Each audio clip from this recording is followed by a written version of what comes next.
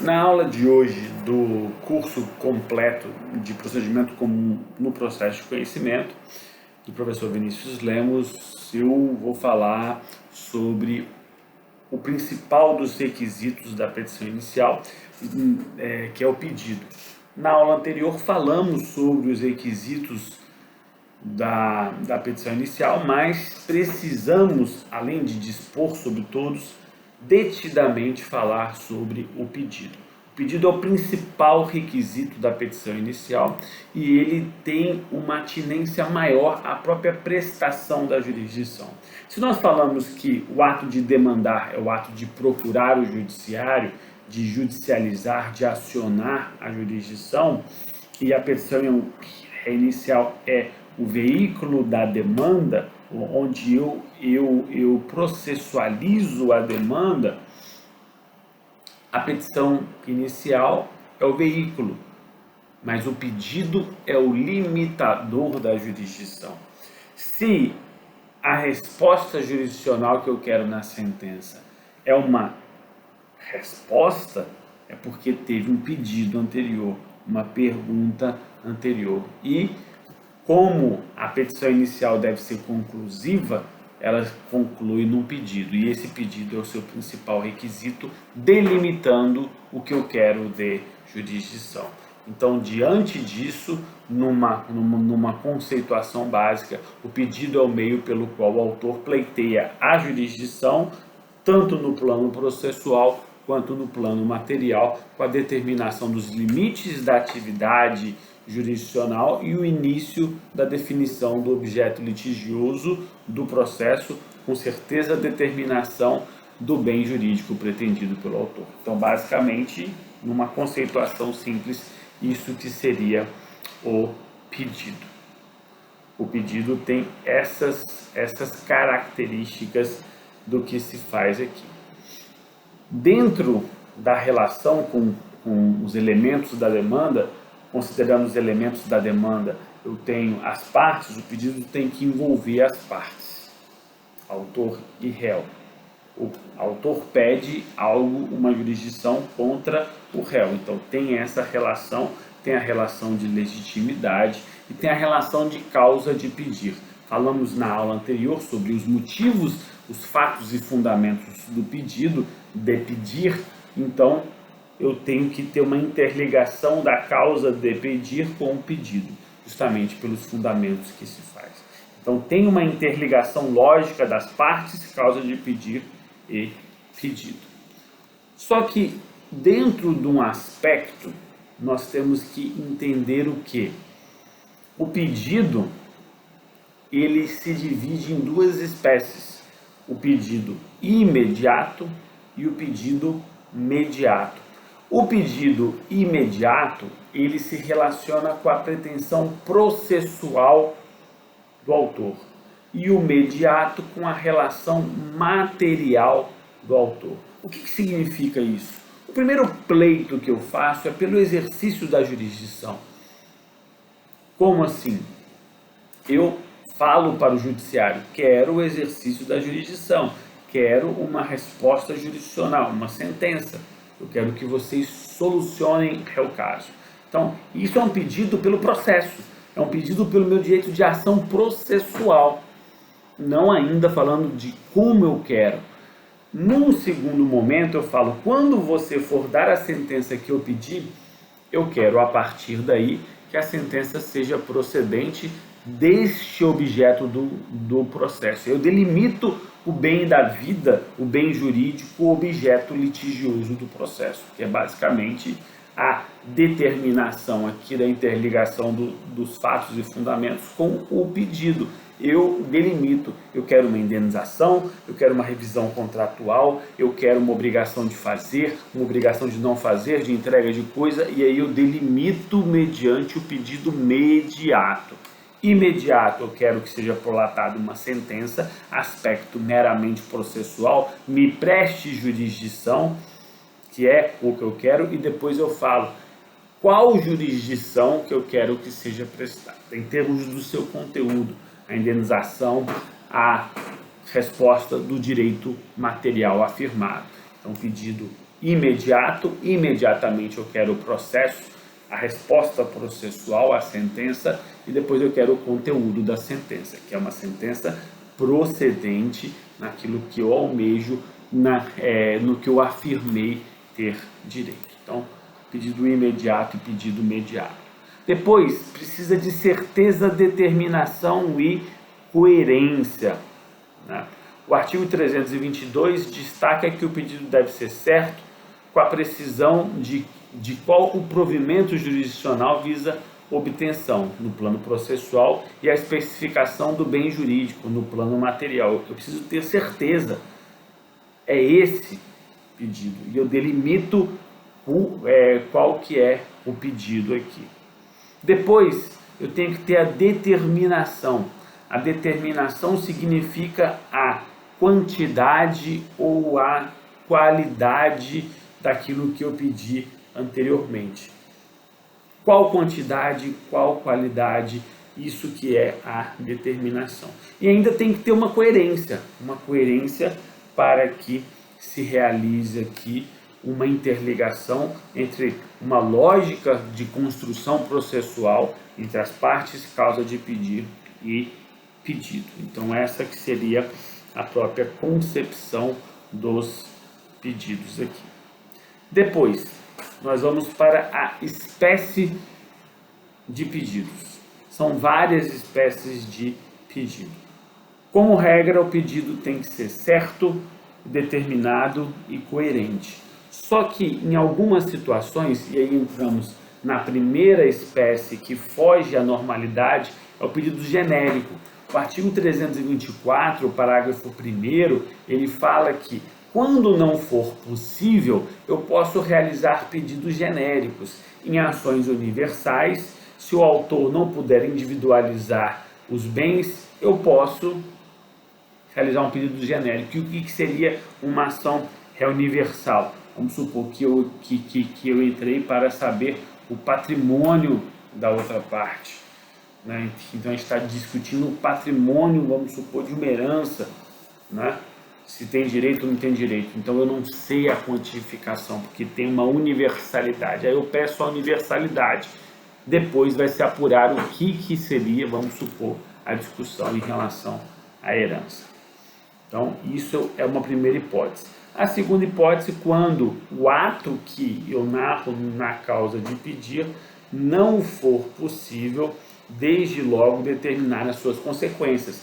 Às vezes as consequências estão acontecendo ainda. Então, você vai trazer essa indeterminação, essa generalidade aqui, de forma genérica, justamente por causa disso. E, na terceira hipótese, quando a determinação do objeto ou do valor depender de algum ato que seja praticado pelo réu.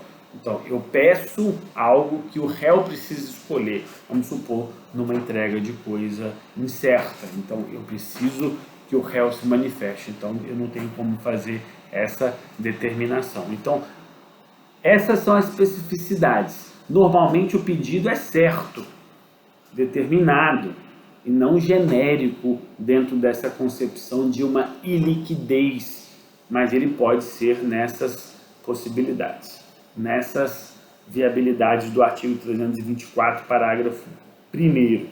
Depois, nós temos o pedido de prestações sucessivas. Muitas das vezes o objeto litigioso, aquilo que se discute, é o cumprimento de uma relação jurídica de trato continuado, ou seja, esse mês, no próximo mês, vai ter aqui uma sucessividade.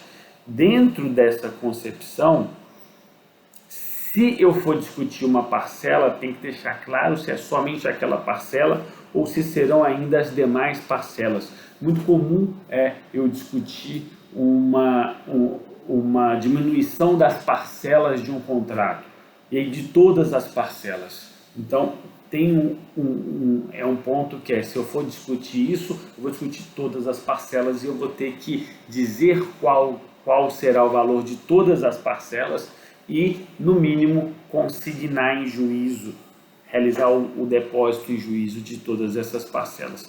É isso que se pode tirar do artigo 323, que ele tem que pagar aqui, justamente para que não fique uma discussão jurídica deixando a possibilidade aberta do autor não cumprir algum ponto. Depois nós temos o pedido implícito. No pedido implícito, aqui são pontos do objeto do processo que não precisam ser realmente pedidos. Eles já estão internalizados no processo, de forma implícita. Então, quando eu peço, por exemplo, uma indenização, com esse pedido de indenização, junto a ele, anexado consequencialmente a ele, vem o pedido da sucumbência, o pedido para condenação de honorários, o pedido para a correção monetária e juros. Tudo isso eu não preciso verbalizar, eu não preciso me expressar no próprio processo. Já está implicitamente aqui a correção monetária, os juros legais, as despesas honorárias advocatícias, eu não preciso me manifestar em relação a isso. Se o pedido, de forma geral, deve ser expresso, deve ser claro, coerente, determinado e certo, nesse ponto aqui vai poder deixar implícito, mas implícito porque na jurisdição já está internalizado ali, já é uma consequência lógica da própria jurisdição.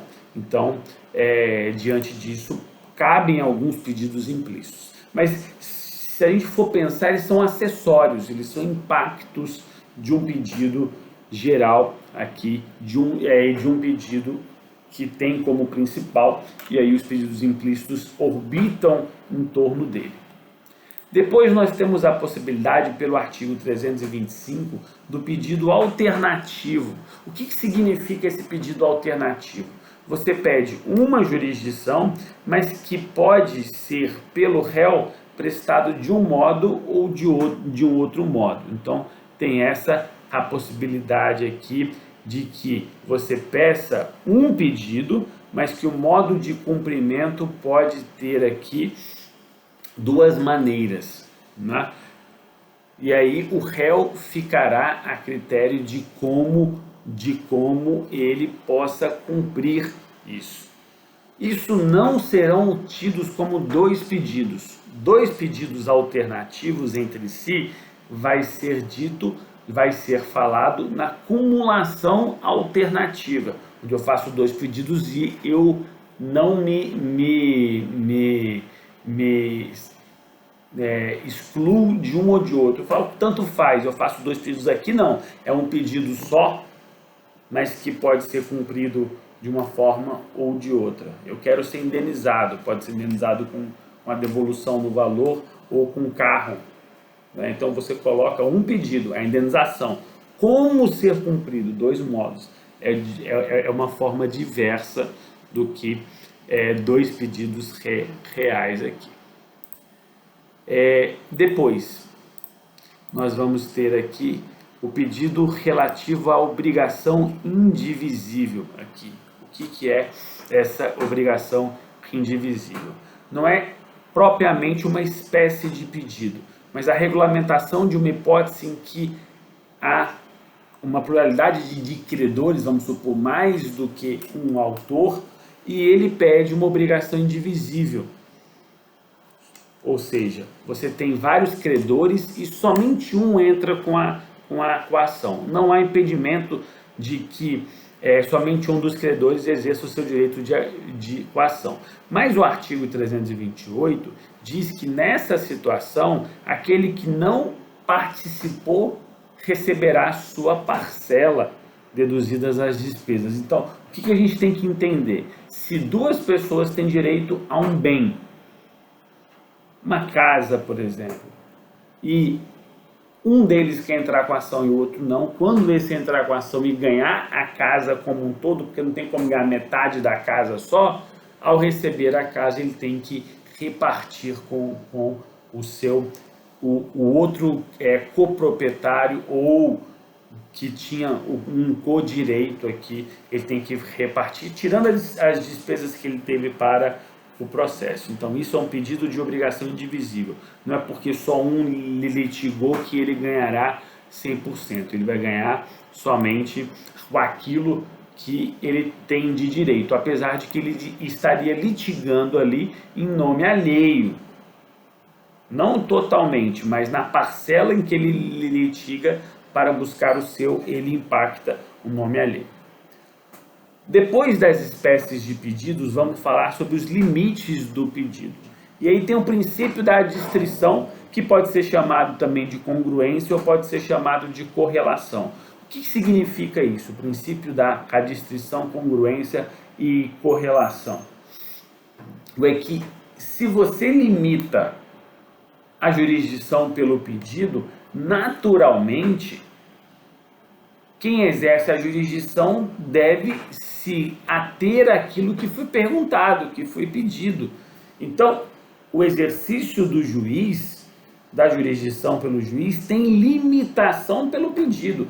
E aí tem dois dispositivos do ordenamento que falam sobre isso, o artigo 141 e o artigo 492, que falam em conjunto que a sentença a ser prolatada deve ser uma resposta ao pedido. E se é uma resposta ao pedido, existe uma limitação a esse pedido. Não tem como imaginar que o judiciário vai conceder algo que você sequer pediu. Então isso vai ser a base do princípio da adstrição ou congruência ou correlação. Adstrição porque deixa adstrito. Congruência porque tem que ter um diálogo. Tem que ter uma congruência entre o que foi pedido e o que será respondido, dentro das limitações. E correlação, porque vai se relacionar. Eu não posso dar algo que não foi sequer pedido aqui. Então, isso que é o princípio da adstrição, congruência ou correlação. Ele é o mesmo princípio olhado de formas diferentes, por prismas diferentes aqui. Depois, a interpretação do pedido. Como que o pedido deve ser interpretado aqui, né? O pedido vai ser interpretado pela boa-fé e pelo conjunto da postulação. O que significa ele ser interpretado pelo conjunto da postulação? Vai se imaginar que tudo que está na petição inicial faz parte do pedido, que vai ter uma lógica jurídica para culminar no pedido. O pedido não é somente interpretado de maneira a o que eu reduzi ao pedido na última folha, na última página da petição inicial, naquela conclusão. Ele vai ser o todo. É o todo da petição dialogando com aquela parte. Isso que vai ser a interpretação do pedido. É óbvio que não se pode imaginar que o autor vai colocar pegadinhas nisso. Que ele vai fazer um pedido mal feito e depois argumentar que ele deixou claro no meio da petição. Tem que ter boa fé. Isso é para aproveitar aquilo que está óbvio. Né? Vamos supor que durante a petição inteira eu falo sobre repetição de indébito e o recebimento em dobro.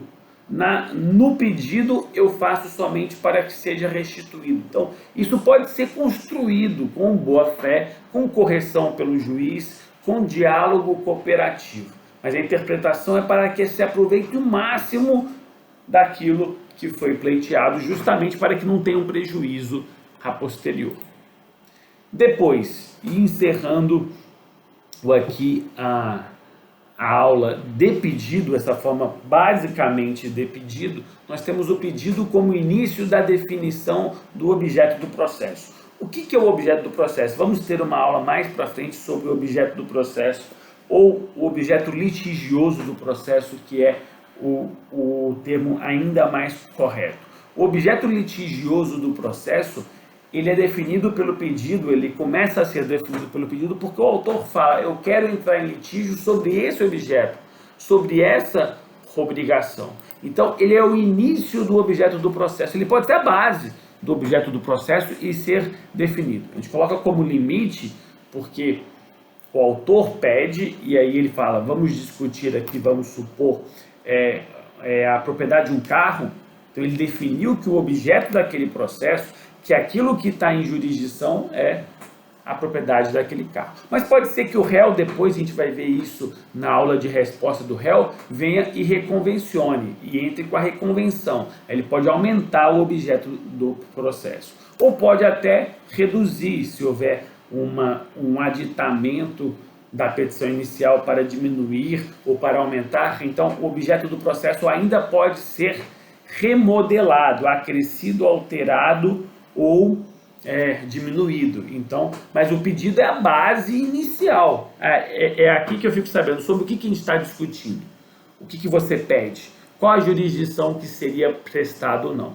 E isso é um primeiro impacto do pedido no processo, se determinar sobre o que a gente vai discutir. Então esses são os pontos em relação ao pedido. Se gostou da aula, já se inscreve no canal se não está inscrito, dá o like e nos acompanhe nas redes sociais, Twitter, Instagram e Facebook. Lembrando ainda que na próxima aula continuarei a falar de pedido, mas agora não mais só do pedido, mas da cumulação processual, que vai resultar numa acumulação também de pedidos. Até a próxima aula.